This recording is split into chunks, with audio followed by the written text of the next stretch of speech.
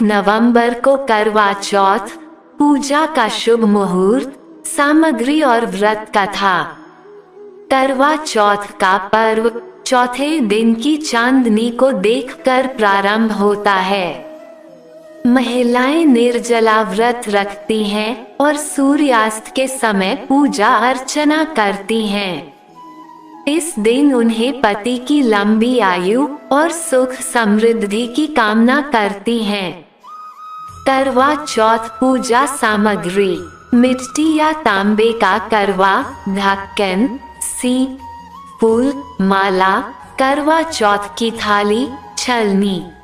व्रत कथा की पुस्तक: पान, कलश, चंदन, हल्दी, चावल, मिठाई, कच्चा दूध, दही, देसी घी, शहद, शक्कर का बूरा, रोली, कुमकुम, मौली, अक्षत, 8 पूरियों की अठावरी, बिछिया या पायल, आटा की लोई, थोड़े चावल। करवा चौथ 2023 पूजन मुहूर्त: 1 नवंबर को करवा चौथ पूजन का शुभ मुहूर्त शाम 05:36 से शाम 06:54 तक रहेगा। पूजन की कुल अवधि 01 घंटा 18 मिनट की है। करवा चौथ के पूजन की विधि: करवा चौथ के दिन सूर्योदय से पहले स्नान करें और व्रती महिलाएं व्रत का संकल्प लें।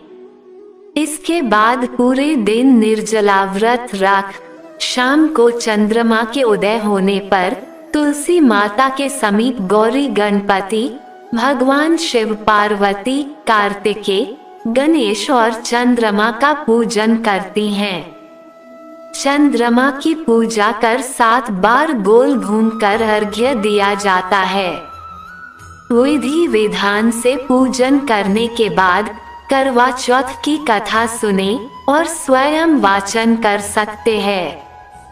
पूजा करने के बाद महिलाएं अपने पति के चेहरे को देखने के बाद निर्जला व्रत का पारण करती है। करवा चौथ का व्रत विवाहित महिलाओं के लिए विशेष महत्व रखता है और ये उनके पतिव्रता, प्रेम और साझेदारी का प्रतीक होता है। भारत में रहने वाली प्रत्येक शादीशुदा महिला के लिए करवा चौथ का दिन बहुत ज्यादा स्पेशल होता है। ये तो हम सभी अच्छी तरह से जानते हैं कि करवा चौथ का व्रत पति की आयु लंबी करने के लिए रखा जाता है।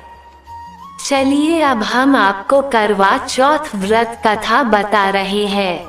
करवा चौथ की व्रत कथा: एक ब्राह्मण के 7 पुत्र और एक पुत्री थी। पुत्री का नाम वीरावती था। 7 भाइयों की इकलौती बहन होने की वजह से वीरावती सभी भाइयों की लाडली थी। सभी भाई अपनी बहन की आंख में आंसू या किसी भी तरह की परेशानी में नहीं देख सकते थे। वीरावती के बड़े होने पर उसका विवाह कर दिया गया। विवाह के बाद करवा चौथ के समय पर वीरावती मायके आई। मायके में आकर वीरावती ने अपना पहला करवा चौथ व्रत रखा, लेकिन शाम होते होते वीरावती भूख और प्यास से बेचैन होने लगी। वीरावती को बेचैन देख सभी भाइयों ने वीरावती से खाना खाने को कहा, लेकिन वीरावती नहीं मानी। वीरावती ने अपने भाइयों से कहा कि चंद्रमा को अर्घ्य देने के बाद ही वो पानी और अन्न का सेवन करेगी।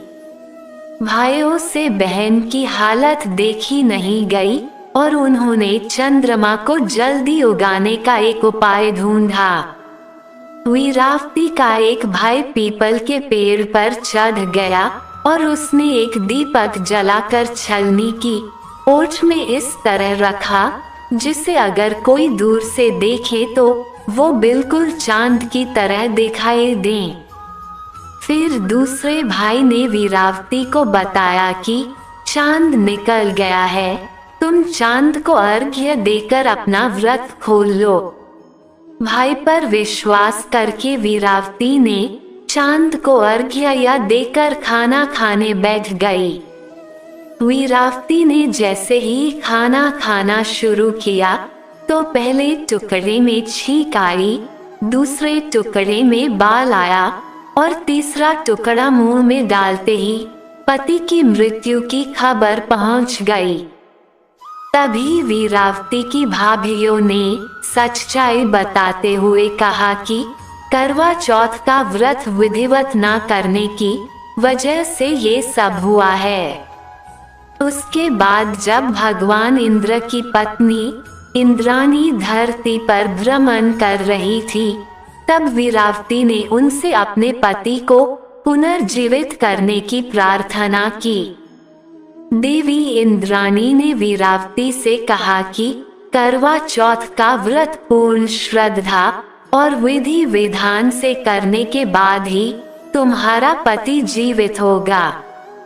वीरावती ने पूर्ण श्रद्धा और सच्चे मन से करवा चौथ व्रत पूर्ण किया। व्रत पूर्ण होते ही वीरावती का पति पुनः जीवित हो गया।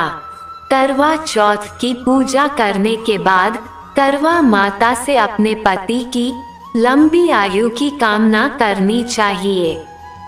दोस्तों, ऐसी वीडियो देखने के लिए हमारे चैनल को सब्सक्राइब कर ले। धन्यवाद।